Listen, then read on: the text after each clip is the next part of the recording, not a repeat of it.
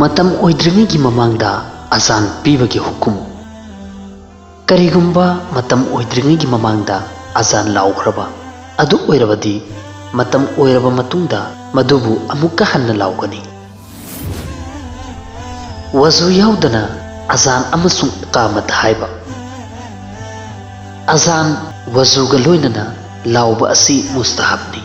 तौबतबु करिगुंबा वजु याउदना अजान लाउख्रबदी मदुदसु अकाइबा लेती अमसुंग वजु याउदना इकामत हाइबा असि मकरूनी अजान लाउबगी सुन्नत ओइबा नियम अजानगी वही खुदिंगमपु निसा अमदा हाइबा अमसुंग वही खुदिंगमकी अरोइबदा जजम ओहेनबा असि सुन्नतनी अजान लाउबा मतमदा नाकोंगदा खुजा हापसिनबा अजान लाउबा मतमदा नाकोंगदा खुजा हापसिनबा हाइबदी खुजाना मेनसिनबा असि मुस्तहबनी मस्जिदता माइकता अजान लाउबा करिगुंबा अजान अदु लाउड स्पीकर दा लाउरिबा ओइरबा अमसुंग मुअज्जिन अदु मस्जिदता लैबा ओइरबदी मदुदा करिसु अकाइबा लेती मरमदी मस्जिद के मपानदा अजान लाउनबगी हुकुम असि मपानदा लैरिबा मियुसिंग अदुदा खोजेल अदु यौहन्नबगी दमक्तनी अमसुंग हारिबा मकसद असि लाउड स्पीकर दा लाउबदा फंगी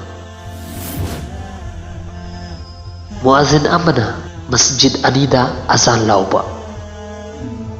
मुअज्जिन अमना मस्जिद अनीदा अजान लाउबा असि मकरूनी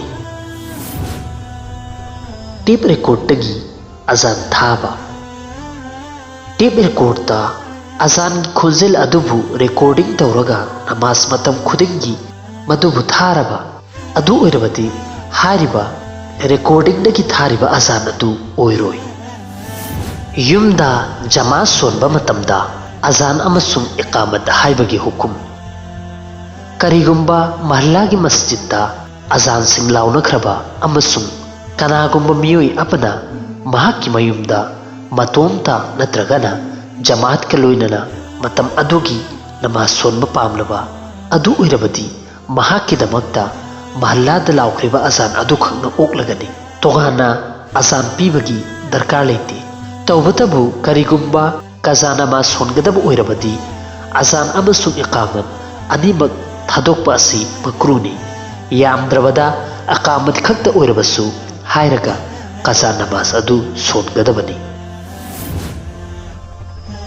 नुपीसिंगी नमाज की दमक्ता अजान अमसुंग इकामत हाइबा नुपीगी मद्रसाना चिंबदा सुकना खकी नुपीगी नमाज सोनबगी दमक्ता अजान अमसुंग इकामत हाइबा असि मकरूनी मखोइगी दमक्ता अजान अमसुंग इकामत हाइबगी हुकुम लेते अजान अमसुंग इकामत की वही अमा चित्थरम्बा करिगुंबा अजान अमसुंग इकामतता वही अमा चित्थरमलबा अमसुंग अजान अमसुंग इकामत की मतुंगदा खुदक्ता निक्सिंगलक्लबा अदु ओइरबदी चित्थहोरिबा मफम अदुदगी अमुक्का हल्लगा हाइगनी अमसुंग करिगुंबा गहक्तंगी मतुंगदा निक्सिंगलक्लबा अदु ओइरबदी हौबदगी अमुक हाइगनी अस्सलातु खैरुम मिनन नौम थादोकलंबा करिगुंबा फजर की अजानदा अस्सलातु खैरुम मिनन नौम चित्थरमलबा तौबतबु खुदक्ता अजान लोइद्रिगेगी ममांगदा निक्सिंगलक्लबदी हारिबा वही अदो हाइगदबनी अमसुंग अदुगी मतुंगदा मथंगी वहीसिंग अदु अमुक्का हाइगदबनी करिगुंबा अजान लोइख्रबा मतुंगदा निक्सिंगलक्लबा अदु ओइरबदी अजान अदु मपुंग फाखरे अमुक्का हन्ना अजान अदु हनबगी नत्रगना चित्थहोरिबा वही अदु हाइबगी तंगाई फदबा लेते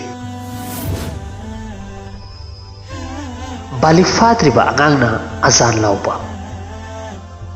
करिगुंबा अंगांग अदु करिसु खंद्रिबा बालिग फाद्रिबा अंगांग ओइरबदी महाकना लाउबा अजान अदु ओइदे मदुबु अमुक्का हनबा असि जरूरीनी अमसुंग ज्ञान तारबा अंगांगी अजानना मकरू तंजीहीनी कोई कक्पा मियोइना अजान अमसुंग अकामत हाइबा कोई कोक्पा मी नत्रगना कक्लिबा मियोइ अदु फासिकनी मरम असिना महाकी अजान अमसुंग अकामतसु मकरूनी तौबतबु करिगुम्बा असिगुमलबा हाइरिबा मियोइ असिना अजान अमसु इकामत हाइरबा अदु ओइरबदी अमुक्का हन्ना हनबगी तंगाइ फदबा लेते मतम अमखक्तदा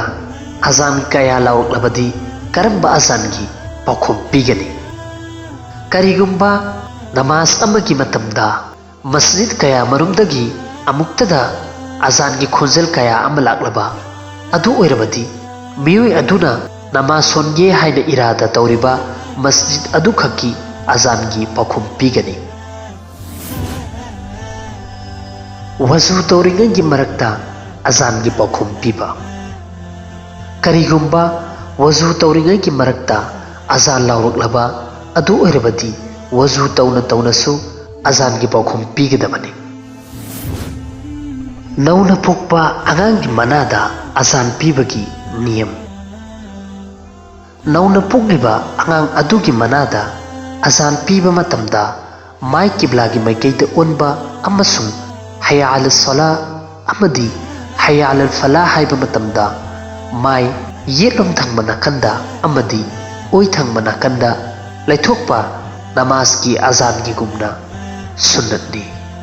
तौबतबु नाकोंगदा खुजा सिंग हापसिनबा हाइबदी नाकोंग मेंसनबा असि सुन्नत नते।